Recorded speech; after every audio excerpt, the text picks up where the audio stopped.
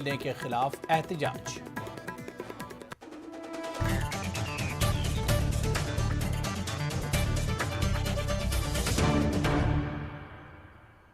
लखीमपुर खीरी सानी में इंसाफ के लिए कांग्रेस मुल्क गिर एहतजाज कर रही है। मुल्क के कई शहरों में कांग्रेस कारकुनों ने योगी हुकूमत के रवैये के खिलाफ एहतजाज किया। कांग्रेस की जनरल सेक्रेटरी प्रियंका गांधी लखनऊ में धरना दिया। प्रियंका गांधी ने मरकजी वजीर ममलिकत दाखिला अजय मिश्रा के इस्तीफे का मुतालबा किया।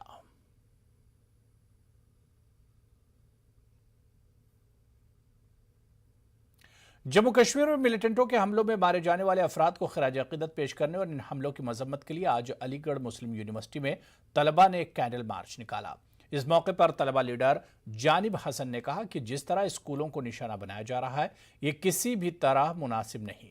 उन्होंने कहा कि हुकूमत कश्मीर में पुरतशद्दुद हमलों को रोकने में नाकाम साबित हो रही है और बेगुनाह अफराद की जाने जा रही हैं। हम सभी तलबा बिरादरी इनके गम में बराबर के शरीक हैं। एक स्कूल में सत्येंद्र कौर जो प्रिंसिपल थे उस स्कूल के, उनको ऑन द स्पॉट गोली मार दी गई और एक उसमें जो टीचर थे दीपक चंद, उनको भी गोली मार दिया गया। इन दोनों को गोली मारने के बाद बहुत सी चीज़ें वहाँ कश्मीर के अंदर हुई और बहुत सी सोशल मीडिया पे चल रही हैं। आज हमारा जो मकसद है वो इनको श्रद्धांजलि देने का है।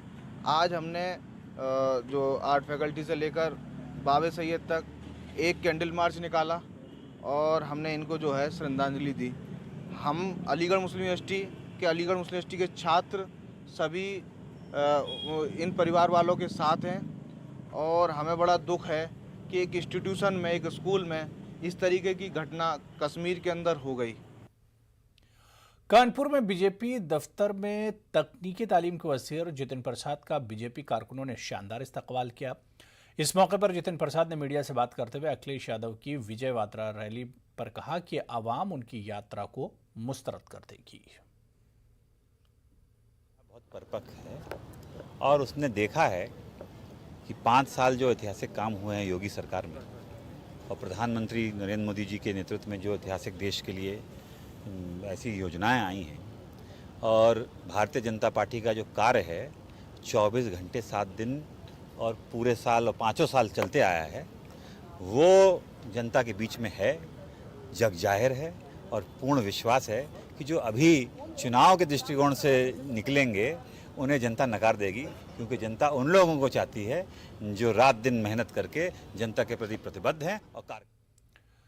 2000 रुपये की उजरत पर मुलाजमत करने वाली कॉन्ट्रैक्ट मुलाजमीन आशा हेल्थ वर्कर्स काम के इजाफी बोझ के बावजूद गुज़िश्ता 3 माह से उजरत हासिल न होने से परेशान होकर एहतजाज पर मजबूर हैं।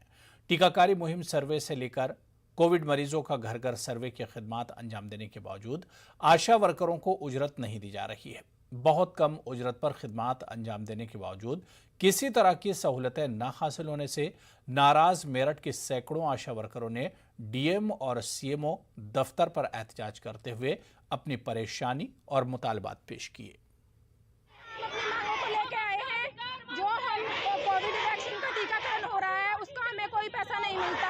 3 महीने से हमारी तनख्वाह नहीं आई है और सर हम हॉस्पिटल में जाते हैं तो हमारे मरीजों से अवैध उगाई की जाती है और कोविड के टाइम पे हमने इतनी मेहनत की है, घर घर जाके ऑक्सीमीटर से कोरोना मरीज को दवाई देना, ऑक्सीमीटर से जाके पल्स नापना, उनकी हमने सभी समस्याओं को देखा है और कुछ बहनें हमारी कोविड में मर भी चुकी हैं सर, और उसके बावजूद भी सरकार हमारे लिए कुछ भी सर हम ये चाहते हैं कि हमको ये परमानेंट करे और हमारे सरकारी कर्मचारी घोषित करे और हमारा समय मानदेय आए।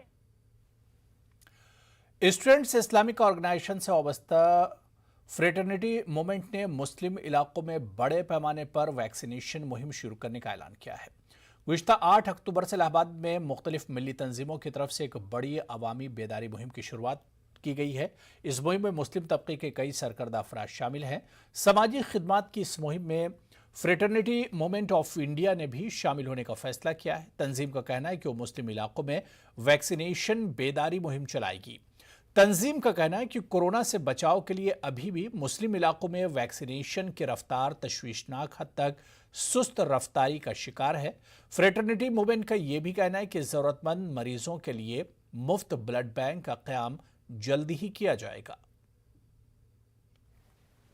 ब्लड डोनेशन और वैक्सीनेशन कैंप, जिसमें तमाम लोग जो हैं उनको जो अब तक वैक्सीन नहीं ले पाए हैं, वो इस कोविड से बचाव के लिए उनका वैक्सीनेशन किया जाएगा।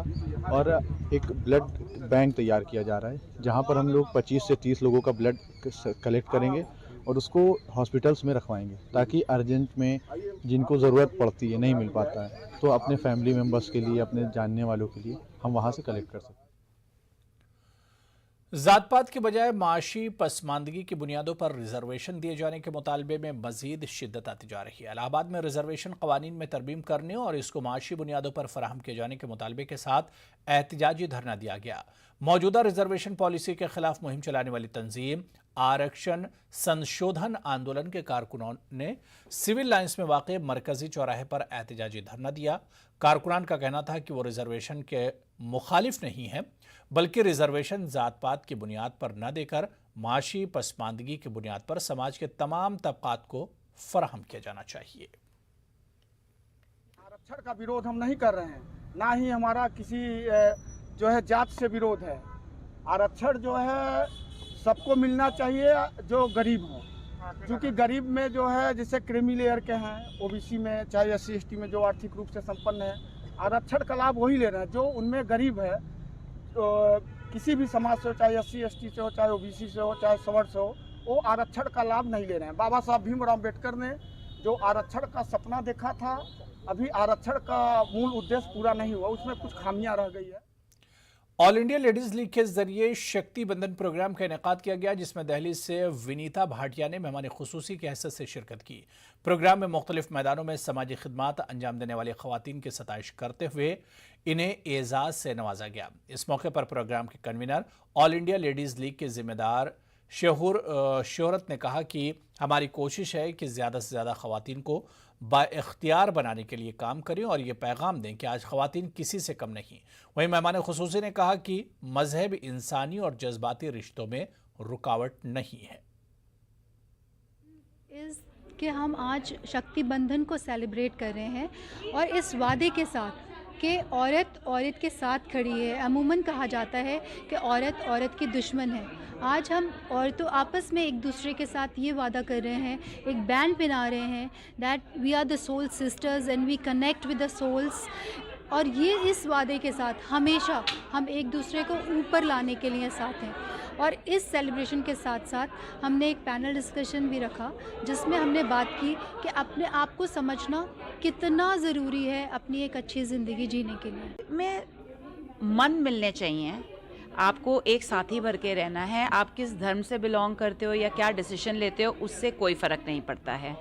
और मैं महिला सशक्तिकरण के बारे में ये बोलना चाहूँगी, जो मेरा एक लाइन में मानना है कि जब आप अपने मन की सुन सकें और अपने मन की कर सकें, तब वो वाकई में ट्रू एम्पावरमेंट होगा। ना कि अगर 10 लोग आपको बता रहे हैं कि आपको क्या करना है। आप शादी भी करना चाहें या ना करना चाहें, क्या फ़र्क पड़ता है। गाजियाबाद की सबसे बड़ी रामलीला कमेटी की बात करते हैं। सुलालम कमेटी की रामलीला जो गुज़िश्ता 115 बरसों से चल रही है, यहाँ पर लाखों की तादाद में लोग पहुँचते हैं। बाजार और चहल पहल यहाँ पर लगती रहती है। कमेटी के कन्वीनर ने बताया कि कोविड की गाइडलाइंस को ध्यान में रखते हुए इस बार सिर्फ 2 दिनों के लिए ही रामलीला का इनेकाद किया जा रहा है। मुंतज़मीन के मुताबिक ये सबसे बड़ी रामलीला है। गाजियाबाद के घंटाघर कोतवाली के रामलीला ग्राउंड में मौजूद हैं। कोविड की वजह से इस बार रामलीला तो नहीं हो पा रही है, लेकिन 2 दिन का रामलीला का मंचन जरूर होगा। तस्वीरों में आप देख सकते हैं ये तैयारी चल रही है। 2 दिन की यहाँ रामलीला होनी है। इसको लेकर जो कमेटी है वे अपनी अपनी तैयारी कर रही हैं। हम जानते हैं, कमेटी के अध्यक्ष से ही पूछते हैं, क्या कभी ऐसा मौका आया है कि रामलीला नहीं हो, लेकिन कोविड की वजह से इस बार मंचन नहीं हो पा रहा है और बहुत ही अधिक भीड़ यहाँ पर आती है और सबसे अधिक देखा गया है कि बहुत ही पुरानी ये रामलीला है। वैसे तो हमारी रामलीला 115 साल पुरानी, लगभग पुरानी है और गाजियाबाद में कहीं रामलीला आसपास नहीं हुआ करती थी, तब से यहाँ होती हुई आई है। और काफ़ी आसपास के लोग बाग, ये समझ लीजिएगा कि पूरा शहर भर जाता था जो दशहरे वाले रोज, तो ग्राउंड ही नहीं पूरा शहर, और गाड़ियाँ वगैरह आसपास के काफ़ी लोग आते थे।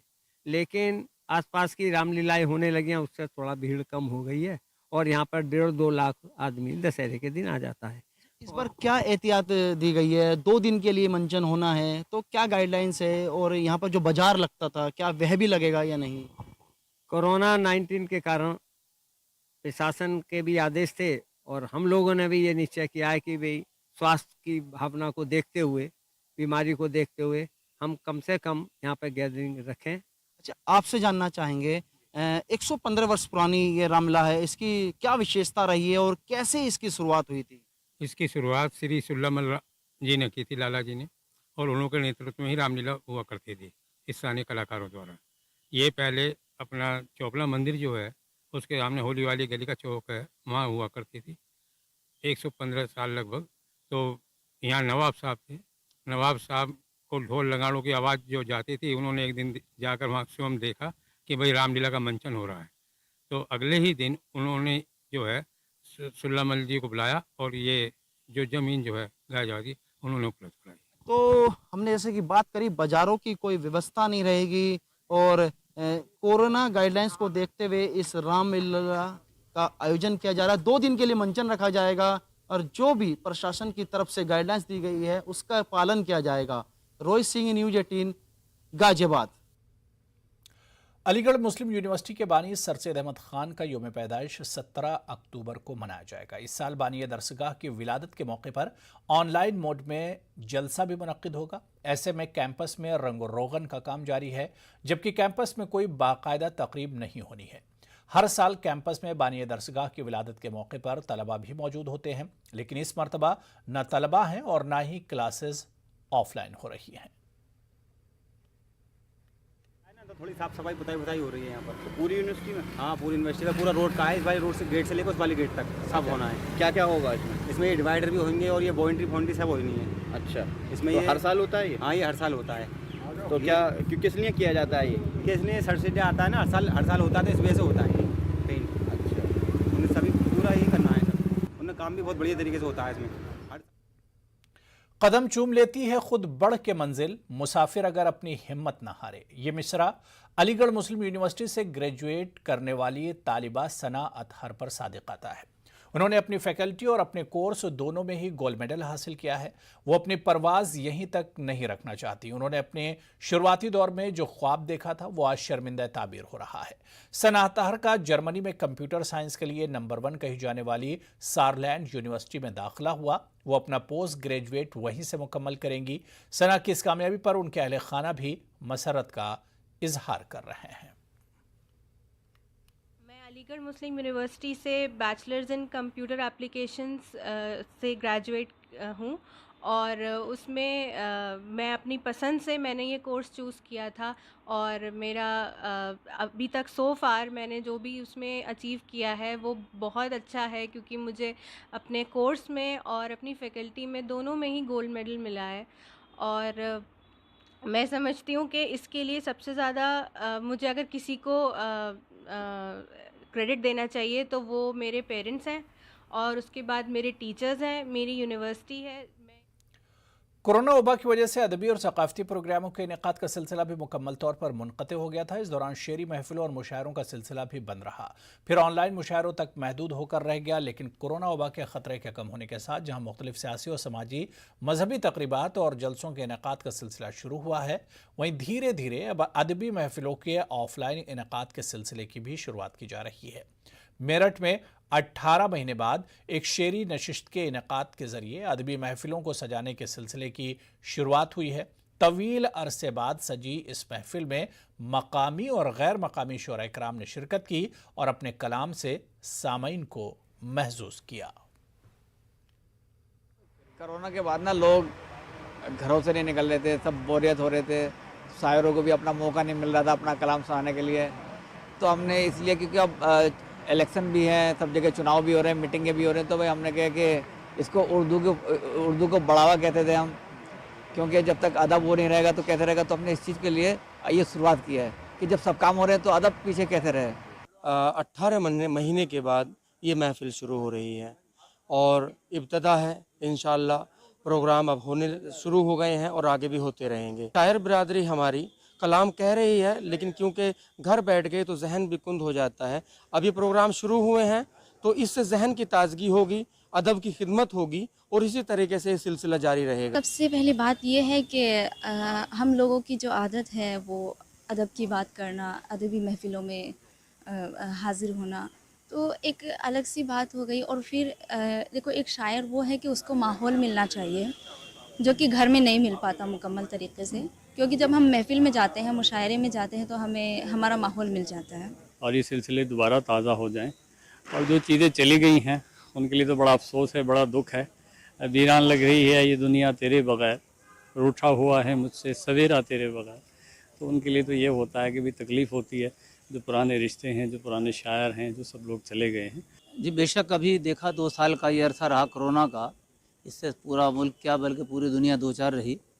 अब हालात आहिस्ता आहिस्ता साजगार होते जा रहे हैं और तमाम तकरीबात, यहाँ तक कि शादी ब्याह भी की तकरीबात भी शुरू हो गई हैं।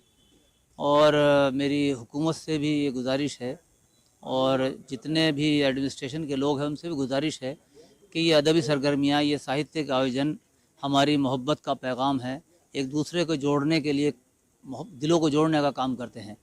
तो मेरी गुजारिश है, हुकूमत हिंद हो या हुकूमत उत्तर प्रदेश या एडमिनिस्ट्रेशन के मुशायरे और कवि सम्मेलन और जितनी अदबी सरगर्मियाँ हैं उनको चलिए यहाँ पर रुकेंगे फिलहाल छोटे से ब्रेक के लिए।